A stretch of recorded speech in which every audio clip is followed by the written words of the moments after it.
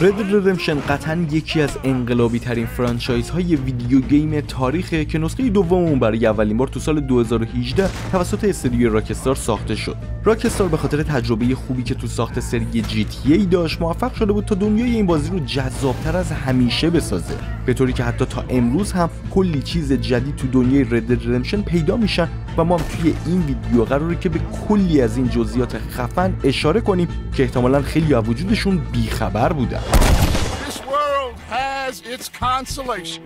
میدونستید که دقیقاً مثل دنیای واقعی موهای آرتور توی این بازی به مرور زمان رشد میکنن و شما میتونید هر طوری که دوست دارید بهشون حالت بدید؟ آرتور میتونه موهای خودش رو تو مکانهای مختلفی اصلاح کنه و یکی از این مکانها چادر آرتوره که شما میتونید داخل اون قسمت‌های مختلفی از صورتتون رو مثل چونه یا ریش آرتور اصلاح کنید. شخصیت شما توی بازی نمیتونه به تنهایی موهاش رو درست کنه و اگر میخواید که به موهاتون حالت بدید باید به آرایشگاه داخل شهر برید که از کرم حالت دهنده مو استفاده کنید.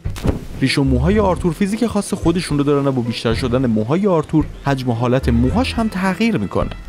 با توجه به حجم غذایی که آرتور تو طول بازی مصرف میکنه شما میتونید شاهد چاق یا لاغرتر شدن آرتور باشید. افراد و یا NPC های داخل بازی این قابلیت رو دارن که درست مثل شما بتونن جسد افراد مرده رو بگردن و اگه چیز ارزشمندی داشتن ازش کش برن. پس اگه عجله نکنید ممکنه کلی لوت خفن رو از دست بدید.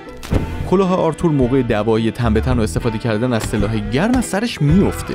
شما میتونید از پوست حیوانایی که شکار کردید لباس درست کنید. مثلا آرتور میتونه از پوست راکون و روباه برای خودش کلاه درست کنه. جالبه بدونید که راکستار تمرکز خیلی زیادی رو صرف طراحی لباسا کرده. مثلا شما میتونید تصمیم بگیرید که آستین لباستون تازده باشه یا نه.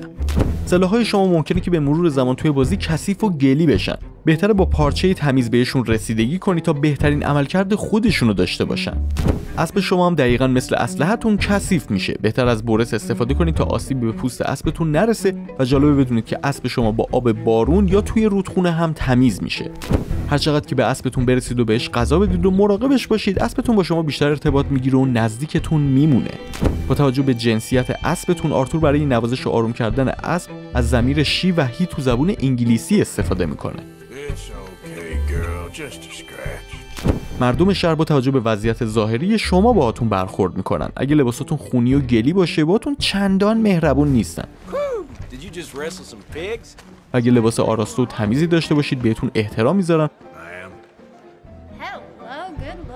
و مورد تحسین اونا قرار میگیرید. همه این ماده ها توی بازی فیزیک خاص خودشونو دارن. برای این مثال رد خون روی لباستون کم کم خوش میشه و از طرفی برف روی چکمه هاتون به مرور ذوب میشن و تبدیل به آب میشن.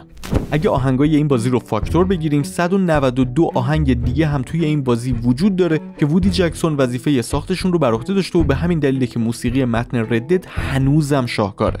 راکستار توی ساخت بازی Red Dead Redemption 2 به قدری به جزئیات اهمیت میداده که برای طراحی شخصیت آرتور از حالتهای یک گاوچرون واقعی استفاده کرده. برای مثال اگه یهویی مورد هدف قرار بگیرید میتونید درست مثل کاوبوی‌های واقعی بدون نشونه‌گیری شلیک کنید. راکستار سعی کرده تا توی طراحی گانه بازی حداقل‌امکان واقعی‌گرایانه عمل کنه. مثلا وقتی آرتور داره 7 تیر خودش رو ریلود میکنه شما میتونید تک تک تیرهایی که آرتور توی اسلحه‌اش قرار میده رو ببینید و این راجع به بقیه گان‌ها هم صدق میکنه. صداگذاری این بازی به طرز عجیبی عالی صورت گرفته. مثلا اگه توی یه فضای بسته مثل خونه یا غار شلیک کنید صدای شلیکتون کامل متفاوت‌تر از زمانیه که توی محیط باز شلیک میکنید. اگه موقع تیراندازی یکی از دکمه‌های کیبورد رو فشار بدید آرتور تیر هوایی شلیک میکنه و با این کار میتونه حواس دشمنا رو پرت کنه یا باعث بشه تا حیوانای وحشی ازش بترسن و فرار کنن. این یکی شاید یکم عجیب باشه اما با توجه به حجم آب و غذایی که تو طول بازی به اسبتون میدید میتونید شاهد ادرار و مدفوعش باشید.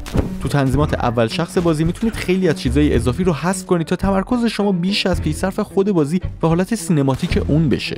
کره ماه توی بازی دقیقاً مثل دنیای واقعی از قواعد چرخش ماهانه خودش پیروی میکنه و شما توی Red Dead Redemption 2 میتونید واقعی ترین شکل ممکن رو از طلوع و غروب خورشید و ماه ببینید.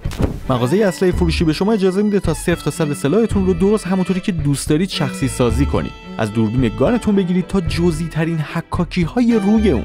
شما میتونید تقریبا هر چیزی که توی فروشگاه بازی وجود داره رو بخرید. اما ماجرا فقط به همینجا ختم نمیشه. توی این فروشگاه‌ها یه سری کاتالوگ مخصوص هم وجود داره که به شما اطلاعات مفیدی راجع به محصولات فروشگاه میده. شما میتونید یار و دم اسب خودتون رو درست همونطوری که دوست دارید کوتاه و یا شخصی سازی کنید. در واقع حتی میتونید موهای اسبتون رو ببافید. آرتور به هوای بازی حساس و نوع لباس پوشیدن شما میتونه اون رو تحت تاثیر قرار بده. برای مثال تو هوای سرد باید لباس ضخیم و کافی بپوشید و تو هوای گرم باید از لباسای خنک استفاده کنید تا از میزان سلامتی آرتور کم نشه. میدونستید یه قابلیت خفن تو بازی وجود داره که به شما اجازه میده تا کمپ خودتون رو با استفاده از استخوان و پوست حیوانایی که شکار کردید تزیین کنید؟ حیات وحش این بازی واقعا پویاست و همه چیز به جزئی ترین شکل خودش به تصویر کشیده شده. برای مثال حیوانهای وحشی سایر حیوانها رو شکار میکنن و از اونها تغذیه میکنن. اگه دل به دریا بزنید و تنهایی با اسبتون سفر برید، آرتور برای اینکه حوصله‌اش سر نره شروع میکنه به آواز خوندن.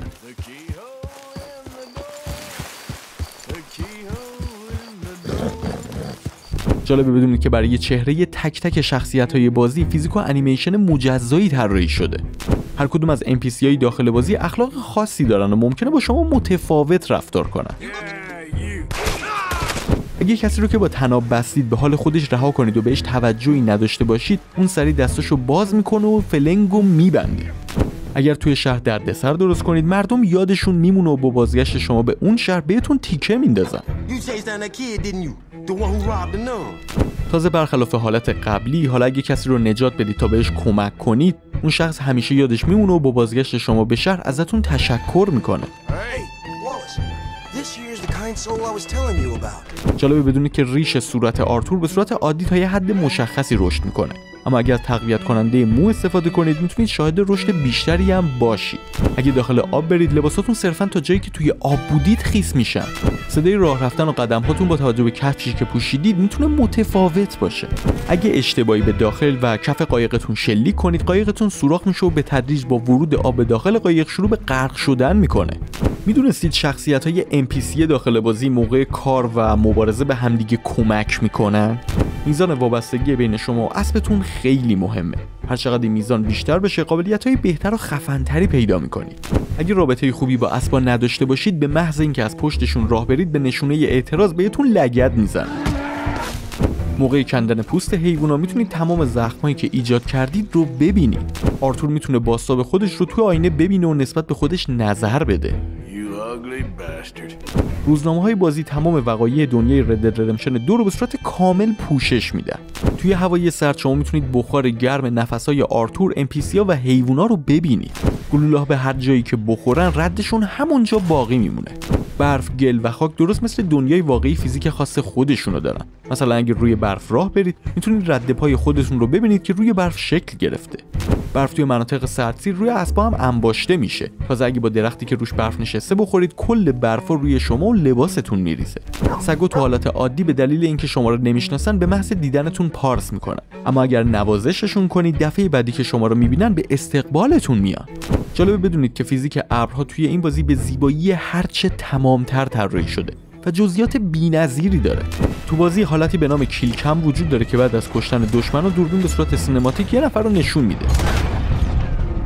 حالا اگه میزان افتخار شما تو بازی زیاد باشه، با کشتن شخصی زاویه دوربین شما رو نشون میده، و اگه میزان افتخار شما تو بازی کم باشه، با کشتن دشمن بازی اون رو نشون میده. معمولا تو بیشتر بازی‌ها برای دزدی کردن و یا لوت کردن کسی انیمیشن منحصر به فردی طراحی نشده، اما توی رد دد ردمپشن 2 اینطور نیست و آرتور قبل از اینکه بخواد جسدی رو لوت کنه اون رو خوب تکون میده. اگه آرتور برای مدت زمان طولانی و چند روزی حموم نکنه، بدنش بو میگیره.